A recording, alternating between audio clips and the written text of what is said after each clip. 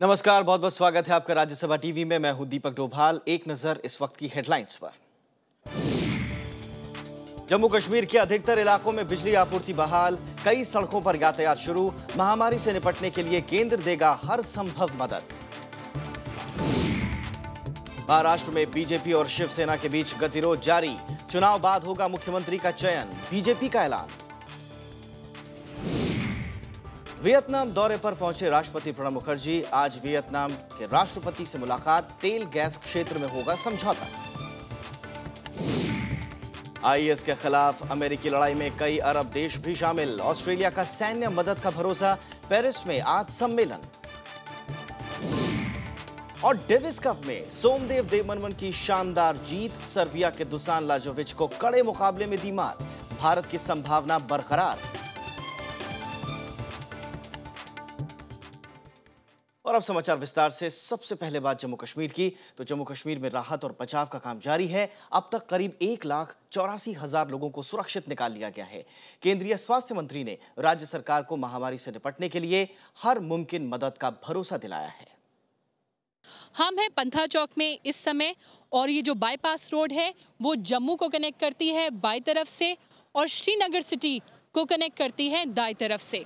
यहाँ पर सारी दुकानें, सारे घर पानी में डूबे हुए हैं। ऐसा लगता है जैसे धरती की जन्नत को किसी की नजर लग गई हो।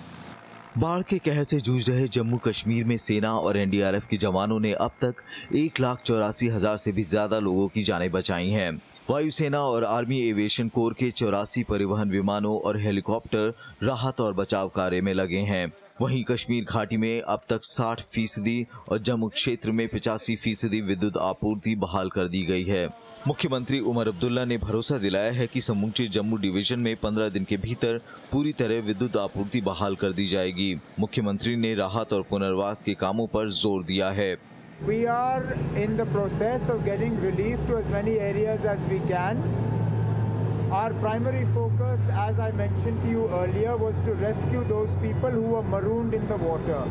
श्रीनगर में बाढ़ के चलते लोगों का घरों से निकलना मुश्किल हो गया है, जिसे देखते हुए केंद्रीय स्वास्थ्य मंत्री डॉक्टर हर्षवर्धन ने श्रीनगर के लिए तैरते क्लिनिक का प्रस्ताव रखा है, जिसे राज्य सरकार ने मंजूर कर लिया है। स्वास्थ्य मंत्री ने भरोसा दिया है कि महामारियों से निपटने के लिए राज्य को हर मुमकिन मदद मुहैया कराई जाएगी। लाखों की तादाद में क्लोरीन टैबलेट्स भेजी हैं, कई टन दवाइयाँ हम लोग भेज चुके हैं, वाटर प्योरीफायर मशीन्स भेज चुके हैं, टेंट्स और ये सारी चीज़ें तो रूटीन है। इसके अलावा भी हम लोग जो जो चीज़ों का असेसमेंट्स कर रहे हैं, सब जगह पे हम खुद प्रोएक्टिवली हम लोगों से पूछ रहे हैं कि आप हमें लिस्ट बना के दीजिए, आपको क्या चाहिए। पानी साफ करने वाली 13 टन टैबलेट्स और हर रोज 1.2 लाख बोतलों को फिल्टर करने की क्षमता वाले 6 संयंत्र पहले ही श्रीनगर पहुंच गए हैं। कैबिनेट सचिव अजित सेठ की अध्यक्षता वाली राष्ट्रीय आपदा प्रबंधन समिति ने रविवार को बाढ़ पीड़ित जम्मू कश्मीर में राहत कार्यों की समीक्षा की। एनसीएमसी ने बताया कि राज्य सरकार की मशीनरी राहत कार्य की चुनौती का सामना करने के लिए तैयार है। दूरसंचार, बिजली, सड़क परिवहन और नागरिक उड्डयन के क्षेत्र में बेहतर स्थिति के साथ राहत और पुनर्वास कार्यों में आगे और सुधार की उम्मीद है। लोगों के घर जहां डूबे हुए हैं और जहां पे पानी अभी भरा हुआ है, वहां हम अपनी टीम्स को भेज रहे हैं ताकि लोगों को कुछ बहुत निकाला जा सके और उनके घरों को दिखाया जा सके कि उनकी घर किस प्रकार की स्थिति में है।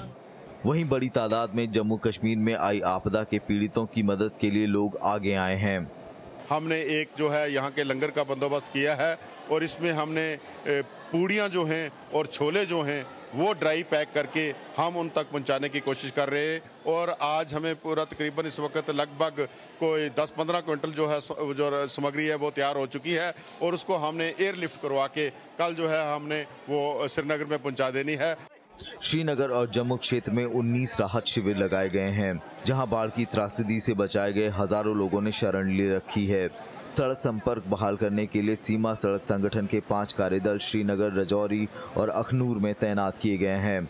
अब तक बटोटे, किश्तवाड़ और श्रीनगर सोनमर्ग सड़क संपर्कों को बहाल किया जा चुका है। श्रीनगर बारामूला सड़क को हल्के वाहनों के लिए खोला जा रहा है। बाढ़ की वजह से राज्य में करीब 2,500 से ज्यादा सड़कों और 163 छोटे पुलों को नुकसान हुआ है। कृति मिश्रा के साथ प्रणव गोस्वामी, राज्यसभा टीवी, श्रीनगर। तो बीते कुछ दिनों में रेस्क्यू ऑपरेशन तेज जरूर हुआ है, लेकिन अभी भी कुछ चुनौतियां बाकी हैं जिनसे पार पाना है सुरक्षा और राहत में लगी एजेंसियों को। इस वक्त हमारे साथ हमारे संवाददाता रविंद्र सिंह शौरान जुड़ चुके हैं, श्रीनगर में इस वक्त मौजूद हैं। रविंद्र, आपसे जानना चाहेंगे इस वक्त क्या हालात हैं रेस्क्यू के और कब तक ये रेस्क्यू ऑपरेशन चलने की संभावना है? देखिए, रेस्क्यू ऑपरेशन की स्थिति जो है वो फिलहाल बहुत तेजी से रेस्क्यू ऑपरेशन चल रहे हैं। कल थोड़ी सी क्योंकि सवेरे बारिश हुई थी, उसकी वजह से उसमें थोड़ा सा ढिलाव किया गया था, क्योंकि आसमान साफ नहीं था, इसलिए फ्लाइट्स जो हेलीकॉप्टर्स उड़ नहीं पा रहे थे, जिसकी वजह से थोड़ा सा रेस्क्यू ऑपरेशन में ढिलाई करती गई थी। उसके बाद से लगातार रेस्क्यू ऑपरेशन में तेजी आई है। आज भी सवेरे से हम लोग देख रहे हैं कि हेलीकॉप्टर जो सेना के हैं वो लगातार उड़ रहे हैं और सड़क के रास्ते जहाँ पे पहुंचा जा सकता है वहाँ सड़क से लोग पहुंच रहे हैं रेस्क्यू करने के लिए और जरूरी सामान उपलब्ध कराने के लिए। बोट के रास्ते से भी लोग जाएगा, जो सेना और एनडीआरएफ के लोग हैं वो पहुंच रहे हैं, या सिविलियंस जो मदद कर रहे हैं वो लोग भी पूरी खुल के उस तरीके से मदद कर रहे हैं, क्योंकि मौसम जो है वो पूरी तरह से साथ दे रहा है। जी, मैं मौसम से ही संबंधित अगला सवाल आपसे पूछना चाहूंगा रविंद्र, क्योंकि हमने देखा कि कल जो 1 घंटे की बारिश हुई, शुरू में ये लग रहा था कि ये बारिश बहुत बड़ा खलल डाल सकती है रेस्क्यू ऑपरेशन में, लेकिन हमने देखा कि 11:15 के आसपास दोबारा से रेस्क्यू ऑपरेशन शुरू हो गया। मौसम विभाग का क्या कहना है, कैसा मौसम रहेगा आगे, और जो राहत में लगी हुई एजेंसियां हैं उनको कितनी मदद मिलेगी इनसे? देखिए, मौसम के बारे में फिलहाल यही कहा जा रहा है कि मौसम फिलहाल साफ रहने की संभावना है, लेकिन आने वाले कुछ दिनों में किसी भी तरह की तेज बारिश की संभावना यहाँ पे कोई व्यक्त नहीं कर रहा है। मौसम विभाग से जो हमारी बातचीत हुई है, उन्होंने यही कहा है कि मौसम में हल्की फुल्की बारिश की आशंका जरूर है, लेकिन किसी भी तरह की भारी बारिश जो है उसकी कोई उम्मीद नहीं है, कोई अपेक्षा अभी तक नहीं यहाँ पर है। हाँ, लेकिन रेस्क्यू ऑपरेशन के लिए जाहिर तौर पर बात है कि जितना मौसम साफ रहेगा तो रेस्क्यू ऑपरेशन और जो रिलीफ मटेरियल पहुंचाने वाले टीम हैं उनको इस बात का जरूर फायदा होगा। एक और महत्वपूर्ण बात जो है, कल हमारे चीफ मिनिस्टर से बात, उमर अब्दुल्ला से जो बात हुई थी, उन्होंने कहा था कि जम्मू और श्रीनगर का जो मेन हाईवे जो इस जम्मू कश्मीर की लाइफलाइन जैसा है, उसको जोड़ने का काम अगले 48 घंटे में पूरा होने की संभावना है। जहाँ तक पावर सप्लाई की बात है, गुलाम रसूल साहब जो यहाँ के पावर मिनिस्टर हैं, उनसे हमारे पास हुई, उन्होंने बताया कि 70% तक जो है इलाका जम्मू कश्मीर में है उसमें अभी रिस्टोर कर दिया गया है पावर सप्लाई। तो ये एक बड़ा रिप्राइव है उन इलाकों में जहाँ पे पिछले करीब 2 हफ्ते से पानी घुसा हुआ था। 25 से 30 फुट तक पानी जो है, पानी के नीचे वो लोग दबे हुए थे, वहाँ अब बिजली आ गई है। कम से कम लोग धीरे धीरे जैसे जैसे पानी का स्तर घट रहा है, लोग अपने अपने घरों में वापस जा रहे हैं। यानी कि जो बुनियादी सुविधाएं हैं उन्हें बहाल करने की जो कोशिश है वो सरकार और प्रशासन के लेवल पर जारी है। हम भी यही उम्मीद करते हैं कि इन बुनियादी सुविधाओं के साथ साथ मौसम जो है वो साफ रहे। बहुत बहुत शुक्रिया रविंद्र इस तमाम जानकारी के लिए। आगे बढ़ते हैं, जम्मू कश्मीर से ये खबर है, यहां पर अलगाववादी समूहों ने कांग्रेस के कार्यकर्ताओं से मारपीट की है, ऐसी खबर मिल रही है, और उनसे जो राहत सामग्री है वो छीन ली है। इसी मसले पर हमारे संवाददाता रविंद्र सिंह शौरान ने कांग्रेस महासचिव अंबिका सोनी से बातचीत की। हमारे साथ इस वक्त बात करने के लिए कांग्रेस के नेता अंबिका सोनी जी हैं। अंबिका मैडम, यहाँ पे आप लोगों ने राहत कैंप लगा रखे हैं, कल कुछ यहाँ पे घटना भी घटी। देखिए, कल तो एक बहुत जो मुझे अभी सारे यूथ कांग्रेस के लड़के और कुछ आप कैमरा टीम भी थे उनके साथ, उन इलाकों में ये लोग जा रहे थे, youth Congress, NSUI, Jammu Kashmir youth Congress के पदाधिकारी सब उन इलाकों में जा रहे थे जहां आज तक कभी कोई गया नहीं, बहुत ही अंदर घुसे हुए इलाकों में। हाँ, और लाल चौक के आसपास के इलाकों में।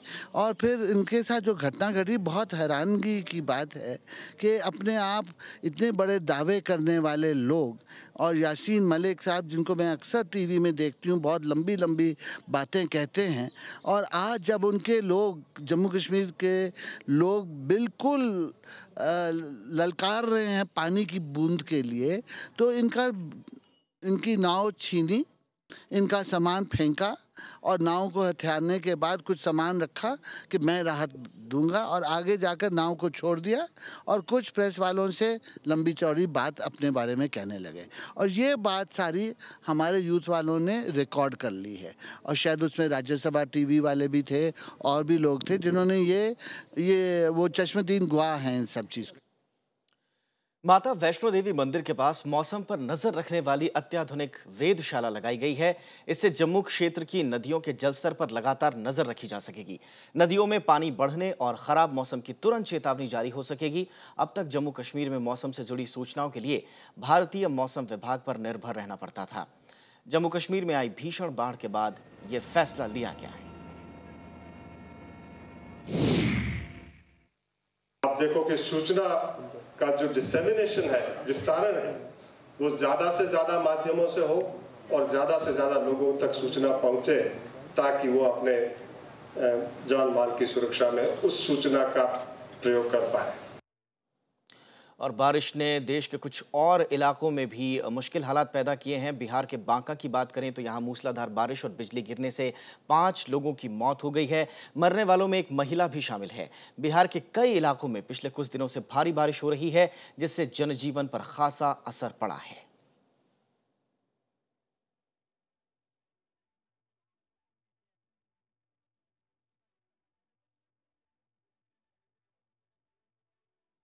और फिलहाल रुकते हैं छोटे से ब्रेक के लिए। ब्रेक के उस पास कुछ और खबरें। ब्रेक के बाद आपका स्वागत है। बढ़ते हैं कुछ और खबरों के लिए। बीजेपी ने महाराष्ट्र में मुख्यमंत्री पद पर शिवसेना का दावा खारिज कर दिया है। पार्टी ने साफ कहा है कि विधानसभा चुनाव में जीत पर सरकार की अगुवाई बीजेपी करेगी। उधर शिवसेना ने भी बीजेपी का यह दावा खारिज कर दिया है। महाराष्ट्र में सीट बंटवारे पर शिवसेना बीजेपी में तनाव बढ़ गया है। महाराष्ट्र बीजेपी प्रभारी राजीव प्रताप रूडी ने कहा कि दोनों दलों के बीच सीटों का बंटवारा बराबर होना चाहिए। उन्होंने कहा कि आरपीआई, अठावले और स्वाभिमान पार्टी के लिए सीटें छोड़ने के बाद बीजेपी और शिवसेना करीब 135 सीटों पर चुनाव लड़ेंगे। जो सीटें बचती हैं उनको बाकायदे आधी आधी आपस में बांटने का प्रयास करने का प्रस्ताव है। हमारे प्रदेश के नेतृत्व ने सभी विषय रख दिए हैं और हम सब इंतजार में हैं कि इस विषय पर उनका क्या रिस्पॉन्स आता है। हालांकि शिवसेना इसके लिए तैयार नहीं है। पार्टी अधिक सीटें और मुख्यमंत्री पद पर अपना दावा छोड़ने को तैयार नहीं। उद्धव ठाकरे ने कुछ दिन पहले ही कहा था कि मैं किसी पद के पीछे नहीं भाग रहा हूं, लेकिन किसी जिम्मेदारी से भी पीछे नहीं हटूंगा, लेकिन मुख्यमंत्री शिवसेना से ही होगा। और मुख्यमंत्री शिवसेना का ही बनेगा और हम चाहते हैं कि उद्धव ठाकरे साहब भी मुख्यमंत्री पद के हमारे नेता है और वही करेंगे। महाराष्ट्र में विधानसभा की 228 सीटें हैं। पिछले विधानसभा चुनाव में शिवसेना ने 169 और बीजेपी ने 119 सीटों पर चुनाव लड़ा था। लोकसभा चुनाव में राज्य की 48 में से बीजेपी ने 23 सीटें जीती थी। इसके बाद पार्टी ने विधानसभा चुनाव में अधिक सीटों पर अपना दावा ठोका है। Bureau report, Rajya Sabha TV. और देश की इस तरह की खबरें आपको दिखाते रहेंगे, लेकिन फिलहाल वापस चलते हैं जम्मू कश्मीर के हालात की तरफ और आपको दिखाते हैं हमारे संवाददाता रविंद्र सिंह शोरान की वो रिपोर्ट, जिसमें वो ऐसे इलाकों में गए हैं जहां पर जाना वाकई में बेहद मुश्किल था। भारतीय वायुसेना पूरे जोर शोर से कश्मीर में आई इस भयंकर बाढ़ से प्रभावित लोगों को राहत कार्य पहुंचाने की मदद कर रही है। आप लोग यहां नीचे देख पा रहे हैं कि किस तरीके से कश्मीर घाटी जो है वो पूरा का पूरा जल से सरोबार है।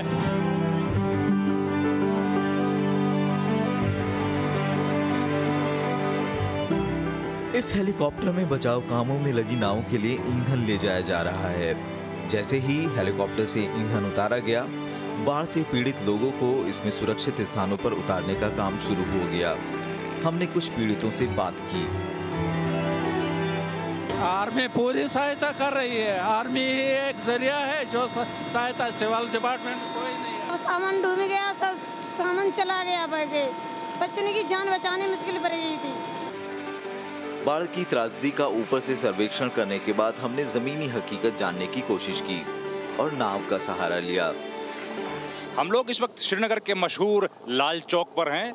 ये श्रीनगर का सबसे बड़ा कमर्शियल इलाका है। आप देख सकते हैं इस इलाके के क्या हालात है। वो सामने जो बिल्डिंग देख रहे हैं वो लाल चौक की इमारत है और ये सारी जो कमर्शियल इलाका है, जो दुकानें हैं, ये दुकानें तो दो मंजिल तक यहाँ पे अभी फिलहाल जो है पानी के नीचे सरोबार है, पानी में डूबी हुई हैं। हमें इस नाव में कुछ ऐसे कार्यकर्ता भी मिले जो दिल्ली से आकर यहाँ फंसे लोगों की मदद कर रहे थे। हमने उनके अनुभवों के बारे में जानना चाहा। हाँ जी, दिल्ली से हम आए हैं। हमने वहाँ पे एक टीम बनाई है जिसका नाम है VAS, वैली एड सर्विस। हम वहाँ पे डॉक्टर्स है, ट्रैवल एजेंट्स है, हम सब लोगों ने एक साथ फंड रेज किया, यहाँ आए, बोट्स लाई, रिलीफ लाया और लोगों तक पहुँचा रहे हैं। अब हम जहां पर हैं वो है डल झील। इस समय आप देख सकते हैं कि डल झील में हाउस बोट्स तो तैर रही हैं, लेकिन इनके किनारे एक रोड है और रोड के किनारे दुकानें। रोड का तो पता नहीं, हाँ पानी उतरने से दुकानें थोड़ी दिखने लगी हैं। चारों तरफ पानी है और जलमग्न ये जो इलाका है, इसमें मैं कहता हूं कि इसमें आने वाले 50 साल का जो भविष्य है वो दब गया है। आने वाले 50 साल श्रीनगर को जूझना पड़ेगा इस प्राकृतिक आपदा की आफ्टरमैथ से। श्रीनगर के लाल चौक से कैमरामैन प्रशांत के साथ रविंद्र सिंह शोराण, राज्यसभा टीवी। तो जितनी बड़ी आपदा है उनसे निपटने की उतनी ही बड़ी चुनौती है। राज्यसभा टीवी की कोशिश रहेगी कि इस तरह की ग्राउंड रिपोर्ट्स हम आप तक पहुंचाते रहें। फिलहाल रुख करेंगे देश की कुछ और खबरों का। बात हरियाणा की। हरियाणा में किसानों पर इस बार सूखे की मार पड़ी है। रविवार को राज्य के कैथल में केंद्रीय टीम ने सूखे के हालात का जायजा लिया। टीम ने किसानों से भी मुलाकात की और उनकी परेशानियां जानी। केंद्रीय टीम ने राज्य के कई और इलाकों का भी दौरा किया। राज्य सरकार ने सूखे से निपटने के लिए केंद्र से 4,548 करोड़ रुपए के मुआवजे की मांग की है। हरियाणा में इस बार औसत से कम बारिश की वजह से सूखे के हालात पैदा हो गए हैं। केंद्रीय जल संसाधन मंत्री उमा भारती ने गंगा को स्वच्छ बनाने के प्रति प्रतिबद्धता जताई है। उन्होंने कहा कि यह काम 3 साल में पूरा कर लिया जाएगा। दिल्ली में आयोजित एक कार्यक्रम में उन्होंने कहा कि मुझसे गंगा की सफाई के बारे में कई सवाल पूछे जाते हैं, लेकिन मैं इस पर कुछ नहीं बोलूंगी। मैं काम में विश्वास करती हूं और अगले 3 साल में गंगा को अविरल और निर्मल बनाऊंगी। राजस्थान विधानसभा का सत्र आज से शुरू हो रहा है। सत्र के पहले दिन आज दिवंगत सदस्यों को श्रद्धांजलि दी जाएगी। साथ ही कुछ अहम बिल सभा पटल पर रखे जाएंगे। इसके बाद सदन की कार्यवाही दिन भर के लिए स्थगित कर दी जाएगी। 16 सितंबर को सदन स्थगित रहेगा। सदन की अगली कार्यवाही 17 सितंबर को होगी। इस सत्र के दौरान कुछ अहम बिल पेश किए जा सकते हैं। 4 दिन के वियतनाम दौरे पर राष्ट्रपति हनोई पहुंच गए हैं। दोनों देशों के बीच तेल और गैस समेत कई समझौते हो सकते हैं। राष्ट्रपति की वहां के शीर्ष नेताओं से आपसी रिश्तों समेत अंतर्राष्ट्रीय और क्षेत्रीय मसलों पर चर्चा होगी। राष्ट्रपति प्रणब मुखर्जी का हनोई हवाई अड्डे पर वियतनाम और भारतीय अधिकारियों ने स्वागत किया। वो वियतनाम के राष्ट्रपति ट्रोंग तंग सांग और प्रधानमंत्री गुएन टांग डुंग के अलावा दूसरे नेताओं से मिलेंगे। राष्ट्रपति के साथ पेट्रोलियम और गैस राज्य मंत्री धर्मेंद्र प्रधान सहित कई दलों के सांसदों का एक प्रतिनिधिमंडल भी मौजूद है। उनकी इस यात्रा से दोनों देशों के रणनीतिक संबंधों को नया बल मिलेगा। Vietnam is a key partner in our enhanced Look East policy. Our priorities in bilateral relations include expanding our trade and investment engagement, securing our energy resources, integrating with ASEAN, and also leveraging interactions in regional and international fora. तेल और gas के क्षेत्र में भारत और Vietnam के बीच सहयोग लगातार बढ़ रहा है। इस यात्रा के दौरान ONGC विदेश और वियतनाम के पेट्रो वियतनाम के बीच एक समझौते पर हस्ताक्षर होगा। The number of projects that have started and the 26 sectoral dialogues with ASEAN are itself a proof that almost every important ministry in India is engaged in talking to their counterparts in the ASEAN countries. दोनों देशों के बीच फिलहाल $8 अरब का व्यापार होता है। सन 2020 तक इसे $15 अरब तक करने की योजना है। दोनों देशों के बीच 2007 से रणनीतिक साझेदारी है। अखिलेश सुमन, राज्यसभा टीवी। जापान के बाद चीन भी भारत में अरबों डॉलर के निवेश की योजना बना रहा है। चीन भारतीय रेलवे, विनिर्माण और ढांचागत परियोजनाओं में निवेश करेगा। चीन के राष्ट्रपति शी जिनपिंग की 17 सितंबर से शुरू हो रही भारत यात्रा के वक्त इसका ऐलान हो सकता है। वहीं महाराष्ट्र और गुजरात में 2 औद्योगिक पार्क लगाने की घोषणा होने वाली है। अगले 5 साल में चीन दुनिया भर में $500 अरब के निवेश की योजना बना रहा है और इसका एक बड़ा हिस्सा भारत में आने की उम्मीद है। जापान ने अगले 5 साल में भारत में 2,10,000 करोड़ रुपए निवेश करने की योजना बनाई है।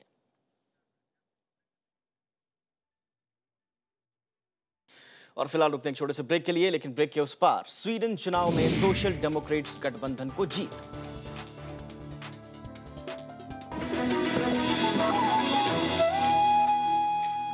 ब्रेक के बाद आपका स्वागत है और अब कुछ अंतर्राष्ट्रीय खबरें। ब्रिटेन के नागरिक डेविड हेन्स के कत्ल के बाद प्रधानमंत्री डेविड कैमरन ने आतंकी समूह आईएस के खात्मे पर जोर दिया है, जिसके बाद आईएस आतंकियों से निपटने के लिए अमेरिका की अगुवाई वाला अंतर्राष्ट्रीय गठबंधन मजबूत हुआ है। अरब देश हवाई हमले में हिस्सा लेने के लिए राजी हो रहे हैं, तो ऑस्ट्रेलिया ने भी सैन्य मदद का भरोसा दिलाया है। ब्रिटिश नागरिक डेविड हेन्स की हत्या के बाद प्रधानमंत्री डेविड कैमरन ने सुरक्षा कैबिनेट की आपात बैठक की। कैमरन ने कहा कि आईएस के हाथों डेविड हेन्स की हत्या के बाद इस आतंकी गुट से निपटने का ब्रिटेन का संकल्प और मजबूत हुआ है। उन्होंने कहा कि जमीनी हमले के अलावा वो आईएस को कमजोर करने के लिए किसी विकल्प को खारिज नहीं कर रहे। The United States is taking direct military action. We support that. British Tornadoes and surveillance aircraft have been helping with intelligence gathering and logistics. This is not about British combat troops on the ground. It is about working with others to extinguish this terrorist threat. British प्रधानमंत्री ने IS से निपटने में इराकी और Kurdish क्षेत्र की सरकार के साथ मिलकर काम करने पर भी जोर दिया। First, we will work with the Iraqi government to ensure it represents all of its people and is able to tackle this threat effectively. We will support the Kurdish regional government who are holding the front line against ISIL. Australia ने भी IS आतंकियों से लड़ने के लिए बने वैश्विक गठबंधन को सैन्य बलों और विमानों की तैनाती का भरोसा दिलाया। And the government has decided to prepare and to deploy to the United Arab Emirates a military force that could, subject to further decisions, contribute to military operations inside Iraq. उधर फ्रांस की राजधानी Paris में आज IS पर एक अंतर्राष्ट्रीय सम्मेलन होने जा रहा है, जिसमें आईएस से निपटने के उपायों पर चर्चा होगी। इस बीच इराकी रक्षा मंत्रालय ने बताया कि रूस से मिले लड़ाकू विमान आईएस के खिलाफ हमले के लिए तैयार हैं। Bureau report, Rajya Sabha TV. Sweden में रविवार को हुए आम चुनाव में सोशल डेमोक्रेट्स और उनके सेंटर लेफ्ट सहयोगियों को जीत हासिल हुई है। प्रधानमंत्री फ्रेडरिक रेनफेल्ड की अगुवाई वाले सरकारी गठबंधन को हार का मुंह देखना पड़ा है। प्रधानमंत्री फ्रेडरिक रेनफेल्ड ने हार स्वीकार कर ली है। वहीं सोशल डेमोक्रेट के नेता और प्रधानमंत्री पद के उम्मीदवार स्टीफन लोफेन सरकार बनाने को तैयार हैं।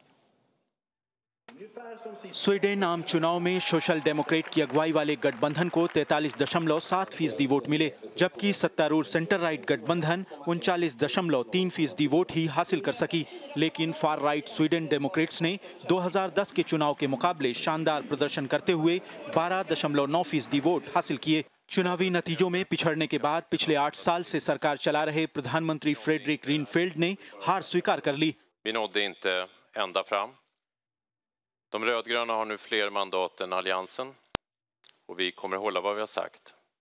Därför kommer jag imorgon att lämna in min och regeringens avskedsansökan. चुनाव अधिकारियों ने बताया कि रुझानों में 3 सेंटर लेफ्ट पार्टियों को 159 संसदीय सीट पर जीत मिली, जो बहुमत से 16 कम है, जबकि सरकारी गठबंधन 142 सीट ही जीत सकी। चुनावी नतीजों में जीत के बाद सोशल डेमोक्रेट नेता और प्रधानमंत्री पद के उम्मीदवार स्टीफन लोफवेन ने स्टॉकहोम में समर्थकों को संबोधित किया और कहा कि वो सरकार बनाने के लिए तैयार हैं। Ikväll har Sverige svarat, nu behövs det en förändring, vi behöver en annan inriktning och mitt viktigaste besked ikväll är följande: jag är beredd nu att börja sondera möjligheterna för att bilda en ny regering för Sverige. चुनावी नतीजों में फिलहाल किसी party को बहुमत नहीं मिला है। सोशल डेमोक्रेट्स और सेंटर लेफ्ट गठबंधन स्वीडन डेमोक्रेट्स का साथ लेने से इनकार करते रहे हैं और जीत के बाद भी सोशल डेमोक्रेट नेता स्टीफन लोफवेन ने एक बार फिर से दोहराया। सत्तारूढ़ गठबंधन ने भी ऐसा ही वादा किया है। ऐसे में नई सरकार के गठन के लिए जटिल प्रक्रिया से गुजरने की उम्मीद है। Bureau report, Rajya Sabha TV. Bosnia के उत्तर पूर्वी इलाकों में हुई भारी बारिश के बाद बाढ़ के हालात हैं। इन इलाकों समेत पड़ोसी क्रोएशिया के कई इलाकों में पिछले 10 सितंबर से बारिश हो रही है। स्थानीय साना नदी में पिछले 1 साल में कई बार बाढ़ आ चुकी है, जिससे लोगों का जीना मुहाल हो गया है। प्रशासन ने अगले 48 घंटों में कई और नदियों में बाढ़ आने की आशंका जताई है। इसी साल मई में बोस्निया और सर्बिया में पिछले 120 सालों की सबसे भयंकर बाढ़ से कई लोग मारे गए थे। मेक्सिको के कई तटीय इलाकों के लिए खतरा बन चुके ओडिल चक्रवात ने रविवार को बाजा शहर का रुख कर लिया है। चक्रवात के मेक्सिको के अहम पर्यटन स्थल लॉस काबोस से टकराने की भी आशंका जताई जा रही है। प्रशासन ने यहां लोगों को अपनी दुकानें और होटल बंद रखने की हिदायत दी है। यूएस नेशनल हरिकेन सेंटर के मुताबिक ये चक्रवात 15 मील प्रति घंटे की रफ्तार से उत्तर पश्चिम की ओर बढ़ रहा है। चक्रवात के असर से 135 मील प्रति घंटे की रफ्तार से हवाएं और भारी बारिश की आशंका है। और अब बात डेविस कप की। सोमदेव देववर्मन ने डेविस कप में जबरदस्त प्रदर्शन कर मैराथन मुकाबले में जीत दर्ज की। सोमदेव ने सर्बिया के चोटी के खिलाड़ी दुसान लाजोविच को रविवार को एकल मुकाबले में 1-6, 6-4, 4-6, 6-4 और 6-3 से हराकर भारत को विश्व ग्रुप प्लेऑफ मुकाबले में 2-2 की बराबरी दिला दी है। सोमदेव ने करीब 3 घंटे 37 मिनट तक चले इस मुकाबले में विश्व रैंकिंग में अपने से कहीं ऊपर के खिलाड़ी लाजोविच को पस्त कर दिया। इटली के मिसानो शहर में हुए सैन मारिनो मोटो ग्रांप्री में इटली के वैलेंटिनो रोसी ने यामाहा के लिए जीत हासिल की है। यामाहा के लिए ही स्पेन के जॉर्ज लॉरेंजो दूसरे नंबर पर रहे, तो होंडा के लिए स्पेन के ही डानी पेड्रोसा ने तीसरा स्थान हासिल किया, जबकि होंडा के चैंपियनशिप लीडर स्पेन के मार्क मार्क्वेज ने रेस के दौरान नियंत्रण खो दिया, जिसकी वजह से वो 15वें नंबर पर रहे।